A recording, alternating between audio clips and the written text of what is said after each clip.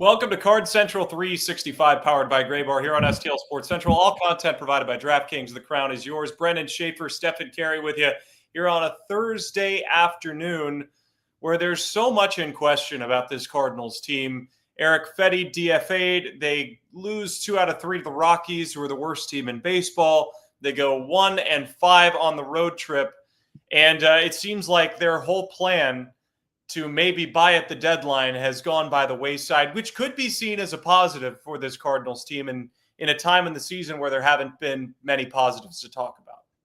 Yeah, right. The idea that if, hey, the losing is causing them to change course from a buying plan that maybe a lot of fans weren't convinced was the right thing, then maybe that's your ray of sunshine in the sea of darkness. I'm not convinced of it. I feel like it would have been nice to see the Cardinals make a good push in July and be in position today to where we could talk about maybe the ways they would augment this roster, Stefan. But doesn't seem to be trending in that direction after the series loss to the Rockies. I mean, that is a sentence that if you're saying that sentence and you're the Cardinals in 2025, you know how things have been going lately. Totally agree with you. Just by the numbers, the Cardinals have the worst record in the month of July. They're 5-12. They've been outscored 100-58. So in 17 games, they've allowed 100 runs. They've only scored 58 of them. That's good for a -42 run margin for the Cardinals. And there's no way of sugarcoating it, right? This has been as bad of a stretch as we've seen all season long. They did not play particularly well in the month of June. They have not played well in July. And the outlook is a little bit bleak. You have a 4-game series against a Padres team, which might be a silver lining for you as they're the team that fills the final wild card spot. But if you're selling, the pieces that you have that are going to be valuable to anyone are the pieces that are helping you win a couple of those games. I don't really know what the outlook is in terms of playoffs, but 3.5 games out, you're still kind of not out of it, surprisingly enough. Yeah, I mean, the standings aren't as bleak as it feels like it should be. And the fact that you play 4 against the team you're chasing, I'm not predicting this, Stefan, but you could end the weekend ahead of the Padres. Probably by that point, the Giants will have won a couple games and still they'd be ahead of you for a wild card. But like within shouting distance, there's no doubt about that. It's just a matter of you look at the schedule, you look at the way they're handling easier parts of the schedule, like earlier this week against Colorado.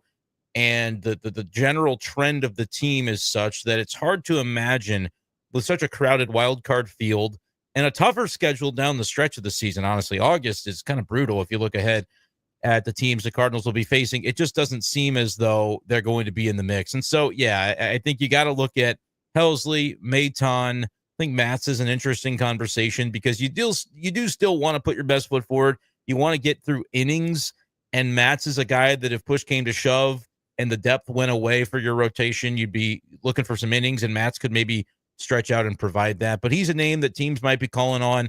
Pozo, I don't really see that as somebody that, is necessarily going to garner a lot of interest. But, yeah, I'm looking at the Cardinals, at least at this point, Stefan, for me, they've got to move Helsley and Maton. I hate saying that because I like those guys. I want Helsley to be a Cardinal his whole career, but I just don't get the sense that that's the direction that this situation is trending. And so with that, I do think it's probably in the best interest of the organization with where they are now to be pursuing those moves aggressively over the next week or so. And it just so happens that your most valuable assets probably aren't a big part of the Cardinals' future plan as you look at it right now. Brenden Donovan's part of that future plan. Mason Wynn, Jordan Walker, Nolan Gorman, those types of guys, Alec Burleson, those types of guys are part of the future plan. So I doubt that we see them being offloaded. Now, it begs the question, right? You have 4 games against the Padres, a team that hasn't played particularly well of late either. What does it take for you to sort of buy back in to this team? If they take 3 out of 4, are you back in a little bit more? Do they have to sweep the Padres? Because let's face it, the last 2 sweepable series the Cards have played, they played against the Pirates at PNC Park. They got swept. They played against the Rockies at Coors Field. They lose 2 out of 3. And those are the maddening losses because every single loss is a 2-win swing, if you really look at it that way. Yeah, I think that's reasonable. When you look at those 2 series that were road series against lesser competition, if you go 4 of 6 or 5 of 6 across those games like you're supposed to, you have a vastly different feeling about this team at this point. But that's not the way that it played out. And so to your question about the Padres, do I buy back in? If they sweep them, I mean, the standings are going to tell you to buy back in relative to the Padres. Does that or should that shift the front office's mentality? It's easy to sit here and say no. I think a lot of our fans and our listeners, let us know in the comments, would probably say no. Joe put up a poll last night during our post game and kind of asked a similar question of if they swept the Padres, would you buy back in? And most people still said no, even if it was a 4-game sweep. For me, I would buy back in so much as I would believe that the Cardinals aren't dead yet. Even if they go 3 or 4, I'm like, yeah, that's the fight that we know this team to have. They're turning that around. The front office can't pay attention to that, in my opinion. I think it's been bungled and to the point that you just have to take what it is now and understand what the probabilities are and the likelihoods are for you to be able to make a miraculous push. And if you're going to do it, I think you do it without Helsley and Maton. Like, those are the two obvious ones to me, because as much as they do help you, Stefan, when you're winning 4-3 in the 7th inning of a game, a lot of the games that they play don't end up that way. And so if there's one position group that you can sort of get away with, maybe taking a little bit away from and still not noticing it to the degree that you might of another position group, like if your cleanup batter is traded, you're missing a big thumper in that lineup and you're missing him 4 or 5 times a game. If you're missing a closer and a setup man, it gets dicey at the end of games that you're leading by 1 or 2 runs. Don't get me wrong. But it's also one of those deals where, like, I don't know, I've seen some good things from Riley O'Brien. I've seen some good things from JoJo. I'm curious to see what it would look like if Ryan Fernandez got another chance. I'm not predicting it's going to go swimmingly, but kind of curious, to see how that would play out. So you kind of walk through that and think, is there a realm in which they maybe get, a few percent, 3-4% worse as a team, but they also kind of make up for it in the aggregate of a pitcher that was just looking for that chance? Gordon Graceffo suddenly is pitching the 8th and you're going, whoa, I mean, this is the guy that we were hoping to see. So you could actually learn about your roster, trade from a position that is a little bit more fungible as it is. And that just so happens to be the area where I think you can net a couple of nice prospects, because it's guys on 1-year deals. It's guys who are performing in 2025. And it just seems like it lines up to me to make those moves. It's hard because we like those guys. We've seen them perform. We get fired up when they perform well, but the business side of it is screaming, hey, this is an opportunity. I agree with you completely. And when you factor in the point that you just made, right? Relievers are not necessarily easy to replace, but there's a lot more of them out there to go and find. That's a big thing for the Cardinals. And again, I'll go back to a lot of the shows I was doing prior to this. I never really took a hard stand on what I thought the Cardinals should do. I was definitely more on the conservative side, right? Sell if you can. If you aren't going to win the World Series and you don't believe this team can win the World Series, then sell. Sell some players and build for 2026, because we still have seen some encouraging things from St. Louis. Now, a quick reminder that this show is powered by Gray Bar, your distributor for electrical and datacom needs. He's Brenden Schaeffer, and I'm Stefan Caray on Card Central 365. I think that the concept of addition by subtraction is going to be big for the Cardinals here. And I'm not saying that the talent level of some of the guys they're getting rid of is questionable, right? If you get rid of Ryan Helsley, you are losing a lot. You're losing a lot with Phil Maton. By getting rid of Eric Fetty, you open up maybe a more positive result with a guy like Michael McGreevy. Where I say addition by subtraction is the concept that Ryan Helsley's pitching every 5th day, if that, the way things are going for the Cardinals. You aren't getting enough out of him in the same way that you did in 2024. He just hasn't had opportunities because you're not going to bring your closer in down 5, which is how the Cardinals have been playing the last few games. If you get rid of him and you get some young guys back that are controllable, that's how good teams turn into great teams. And this is still a good team. They're not a bad team. They're a team that is young. They're a team that is going through rocky portion of their season, but they're still a good team. So we find a couple of pieces to supplement that by getting rid of pieces that have maybe been fixtures in this team during the last couple of years where things haven't gone so well. I think we'll see a very different Cardinal squad in 26. Yeah, I think it'll look different too. And some people have been wondering in the chat as well, like, is there a realm in which you look to move away from some guys right now that have some control attached to them? And like, I think the comment here that I agree with is it just always depends on the return you're getting. But part of that's tricky though, Stefan, is this idea that, Mozeliak's still running the deadline here. And Bloom can be consulted, but he's not really going to have his fingerprints all over this thing, which I think is a mistake. Honestly, if you're looking to sell, that guy should be in every room when it comes to the type of return you're looking to get for your pieces.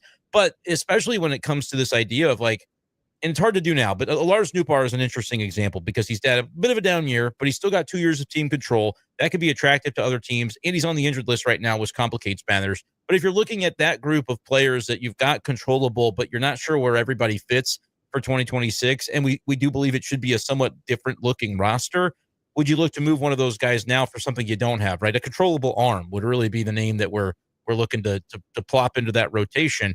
Like, if that's going to be an example of something they pursue, Bloom has to be involved in those discussions, I would think, as well. So there's a lot of intrigue as far as exactly what's going on there behind closed doors.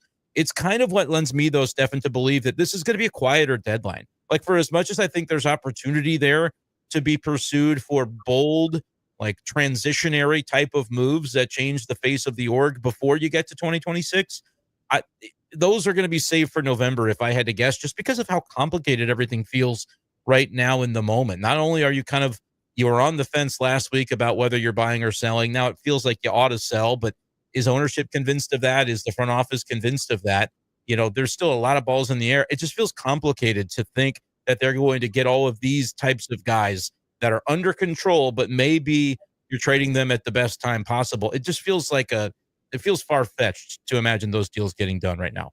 Yeah, I agree, especially when you look at a lot of the guys that they've adamantly held on to, Lars Nootbaar being a prime example. Everybody talks about the upside, right? What happens if he stays healthy? Well, he hasn't been able to stay healthy. He was healthy for the first half of the year, and then things sort of went by the wayside. And the big question is, when you look on the field right now, who's a more valuable asset? Is it Alec Burleson or is it Lars Nootbaar? I think the numbers would suggest that Alec Burleson is more valuable, both offensively, and you could make the argument defensively as well, surprisingly enough. And Nootbaar being injured kind of throws you down a rabbit hole, right? He's a guy that you want to have playing most days, but if he doesn't play every day, then you get Burleson in there and guys get cold, which we've seen. If you trade him right now, you're going to get less than what his value probably is. Factoring in his average, factoring in the struggles at the plate, factoring in the fact that he's walking a little bit more, but he's also striking out more. I don't see them moving him because of those reasons. And I think that there are a lot of teams that would be really interested in Lars Nootbaar, but the Cardinals might have to concede on some prospects in order to get him to another organization. Yeah, the problem for me is the injury, honestly. It's not as much about the down performance, because if you look at the overall numbers, the strikeouts are up, and that's a little weird. But like OPS, it's not that far of a cry from where he normally sits. And I think the most attractive aspect of it is the years of control. If you wait, which again, you could do it in the offseason if you were really looking to maybe move on, which I don't think they're eager to do. I just think as a value proposition, it's something like you said, teams could be knocking on their door about the player, especially in July, because they might think, hey, we get him on the cheap. I think the Cardinals would be careful to not sell low on a player. But when you just think of the value proposition, if you're not convinced in November that you're going to re-sign Lars Nootbaar, and I don't think at this point you are, just based on the durability concerns, right? If that's the case, you would maybe consider the next 6 months to be the right period in which to try to exercise some value from him. Blind Justice would say keep him for now because the risk return is upside down. Yeah, that's another aspect of this. Cardinals fans, I think largely the sentiment has turned on Lars Nootbaar. I have sort of been like the beacon trying to explain why that's maybe not a fair representation. But I understand there's frustration about his game this year. I would still be okay with the Cardinals trotting him out next year and saying, look, the upside is still tantalizing, even if it hasn't become tangible on a regular basis. I'm still kind of a believer of, like, at his worst, Lars Nootbaar is an average player, and you're going to get away with that. At his best, I still think there's something special to unlock. The problem is, like, this was supposed to be the year where him and Donovan, they show you, hey, we're those guys, and we're worthy of those long-term extensions as the Cardinals look for their next core.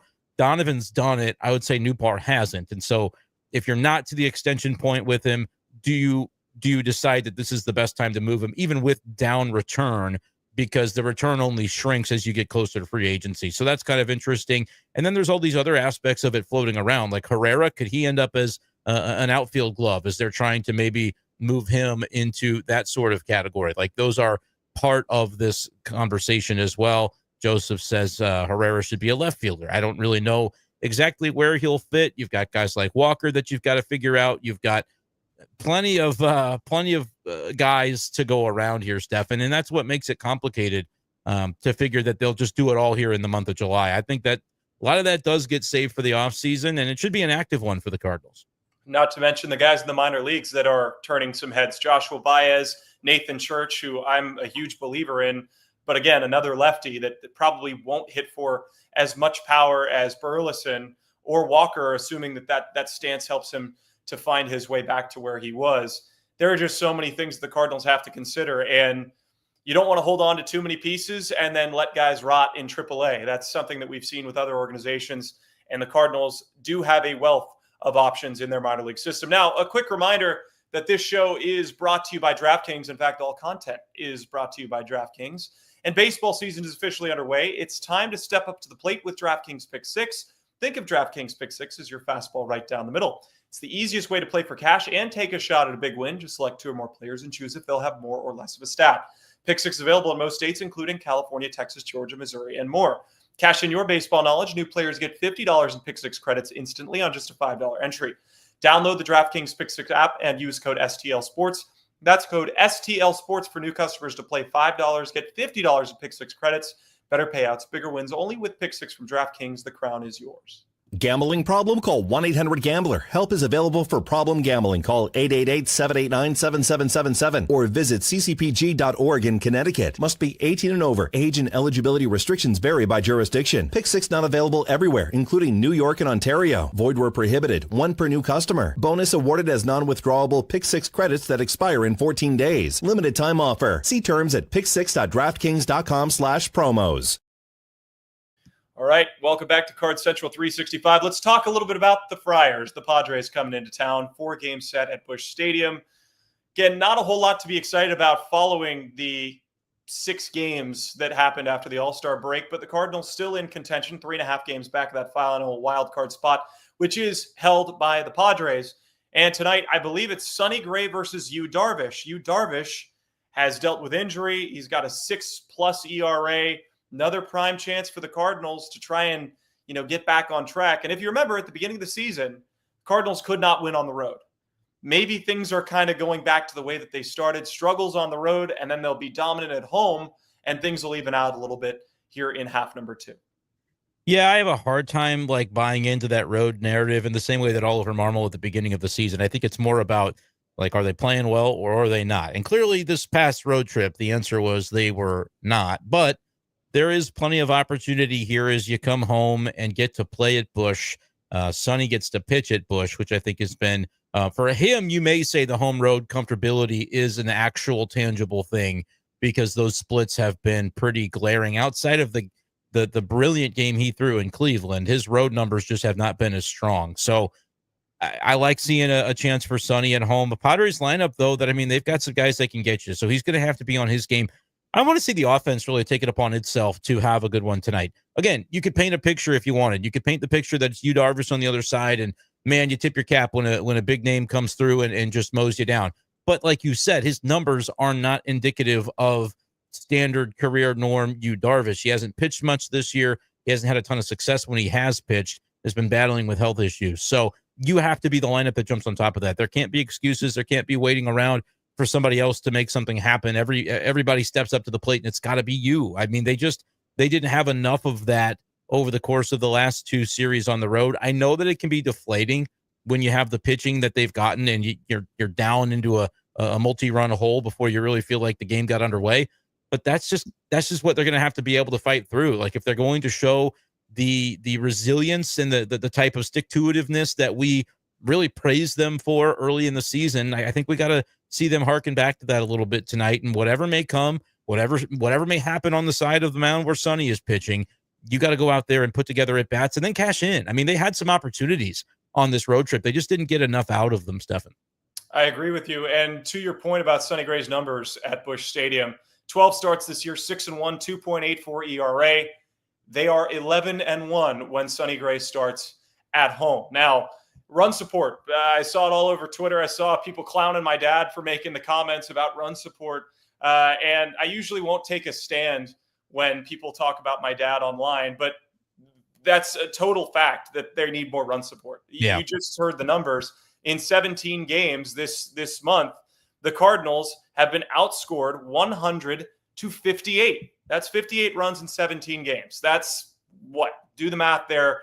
That's about 3.5 runs per game. That's not good enough. Yeah. And even if you have a great starting pitching staff that can keep teams under 3, which you don't, you are not going to be able to win games with that margin. So I think this is a really, really interesting series for that reason, and also for the reason that the Padres have said that they are going to be willing to buy and sell at the deadline. Smart.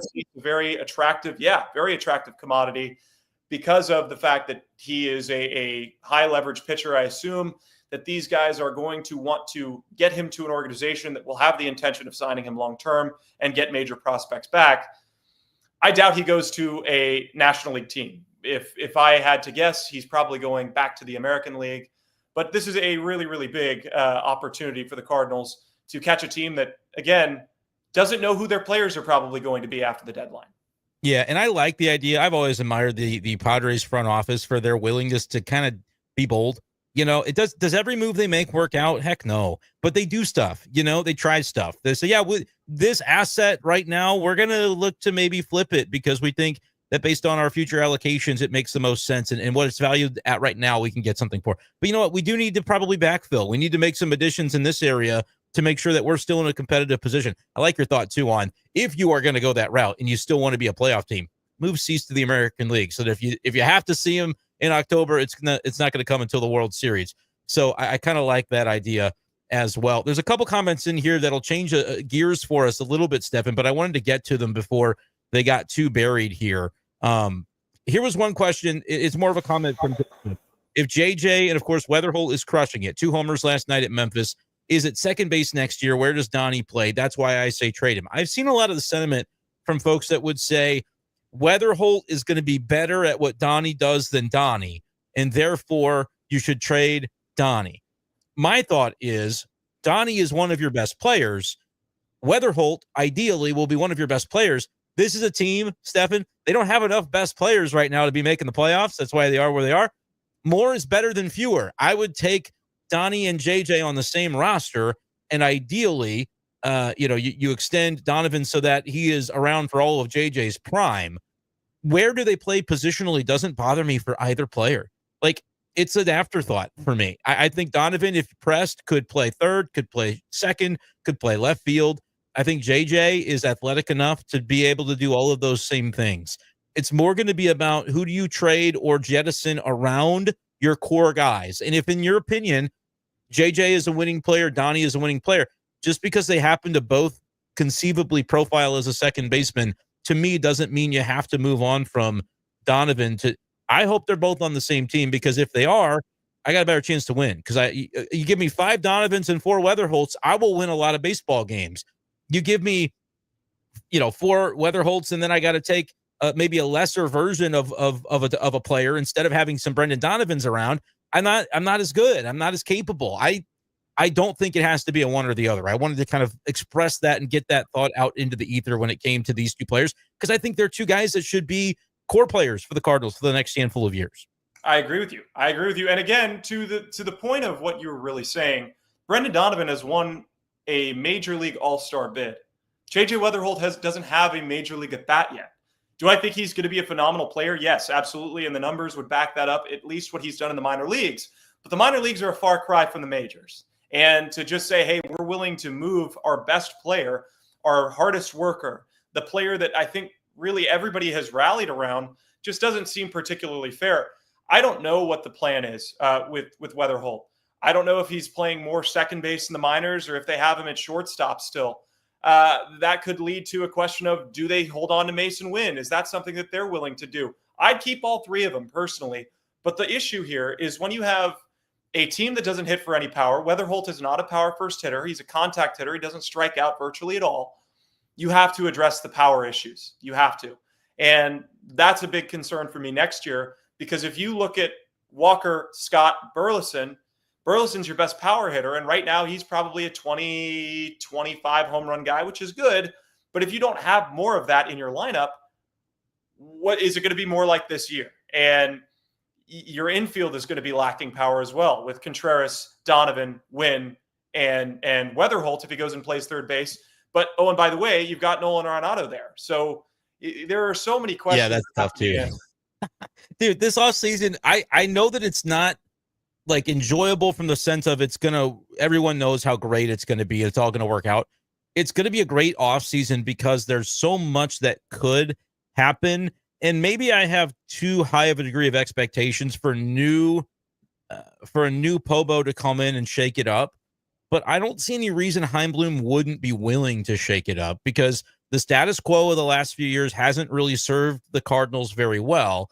And it's not to say that all these guys stink or they don't have a good roster. They've got a lot of redundancies, though. And they've got a lot of guys who, like, you could make a case for, no, they should trade Gorman away because, Donovan's better. You could say, no, they should trade Donovan away because he's got more value to other teams than Gorman. You'll get a better prospect back. Like, you could go round and round making these arguments. And in a lot of ways, I couldn't say definitively that no, that's stupid. I disagree with you. Like, there's a lot of gray area and nuance here. It's just with the Donovan thing where I would say, don't let the reason that you think they should move him be because, well, JJ can come and play the same spot. That's true, but there's versatility to where I think those are two of your better players in 2026, 2027. If they decide they're not extending Donovan, that's where it becomes an interesting value proposition. I just think that would be a mistake. I think you're going to be good quickly enough that a 32-year-old Donovan is still playing at a very high level and is worth that 5-6 year extension because his game is not going to trail off during the course of it. So it's worth having him around. I don't get to be in the room to make that decision. That's just the way I'm looking at how I hope the Cardinals view it. But Blind Justice says, great player, but he's at the top of his value. 28, get a pitcher and prospects. You can or won't pay for pitchers. Like, the value proposition, I won't pretend I don't understand that when we're talking about Brendan Donovan. I feel so strongly about the player that I am eschewing that notion and saying, I'm building around this guy. Yes. I will find another way. I will find another way to get the play, even if I have to trade somebody else. Look, I like Alec Burleson and think he could be a long-term fixture for this club as well. Once you figure out the positional aspects of him, Herrera, Walker, and how all of that kind of blends together. But if there's a guy that has an 800 OPS and other teams, I would be more inclined to say I'm building around Donovan because I think there's elements to his versatility defensively that lend itself toward he's going to be a better fit to any puzzle. Burleson, I think, is a great fit if he continues to hit the way that he has, and I'm probably holding on to him too. That's why it's tough. I could make cases for all these guys to keep them, but then again, if I look around and say, well, shoot, it's another 80-win season, what am I doing clinging to a status quo that hasn't served the Cardinals? Somebody's got to come in here, and Heimblum, this is a good fit. He's not as close to it. For John Mosaic, it's difficult to go, I'm really going to give up on that guy. I'm going to trade that guy because he has ushered those guys through the system. So you can understand why there'd be a little bit of a hesitance to go, man, do we really want the next DeRozan on our hands? What those types of mentalities can be pervasive. But for Heimblum, I think he can come in with a fresh slate and say, I have to be a little bit decisive in the way that we approach this winter so I can not turn the roster around because it's not a dead roster, but so I can push it forward. I can move it forward so that we can get to the next iteration.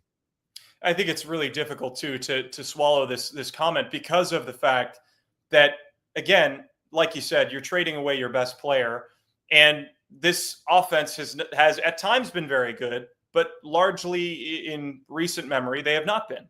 And if you trade away your best player, you're swapping him for a rookie, and you're trying to ask a rookie to produce at the same level Donovan has. By the way, you don't have Donovan in there, so the two names we mentioned have been far and away the most consistent hitters on the team. Donovan, Burleson. You get rid of one of those guys, both of those guys, you're subtracting from a lineup that's already struggling at this point. And you're banking on them taking steps next year when this was the year that you were banking on them to take steps.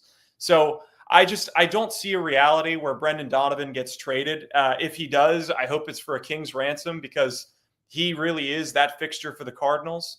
And to me, I don't think you make a lateral move. Everybody's freaked out about how the Cardinals have played the last 3 seasons. You trade away your best player and opt for a young, youthful core. You're expecting all of them to hit, which hasn't necessarily fully happened over the last few years. Thinking of Walker and Scott and their struggles at the plate, you aren't necessarily going to become a World Series contender because of your youth overnight. And I don't necessarily think that it's the wisest choice to get rid of your best player because of that.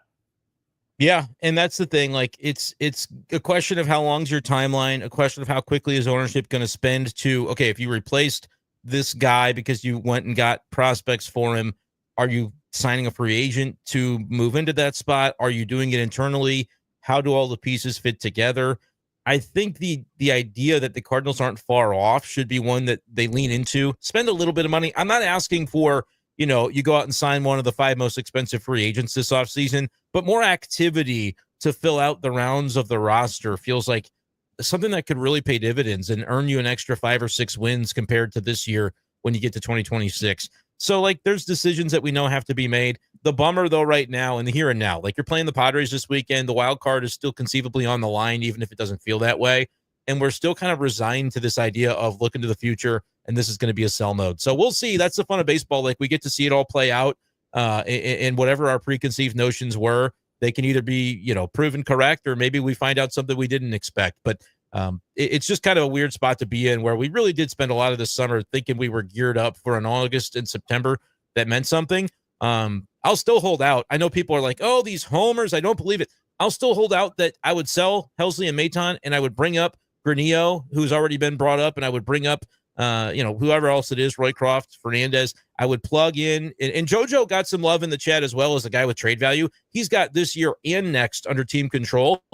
There's a case to be made that you do that. I don't know how you trust your left-handed depth in your bullpen if you do, but again, it's a value proposition, so I can't rule it out entirely. But for all those things to kind of be happening in the background, Cardinals, stranger things have happened. If they were to get healthy offensively and kind of take it upon themselves to, hey, look, we traded 3 pitchers at the deadline. Now it's on us, and the offense starts to hit its stride. Stranger things have happened. I'd point to the Tigers last year as a team that sold and then mounted a charge into the postseason. But it's a bummer that right now we're kind of talking more about sell than we are, what the long term looks like for a 162 game season. Well, we'll figure out exactly what the Cardinals do. They have a 4-game series tonight at Busch Stadium, 6:45 p.m. first pitch. Sonny Gray versus Yu Darvish. Brenden, you have any final thoughts before we send it off?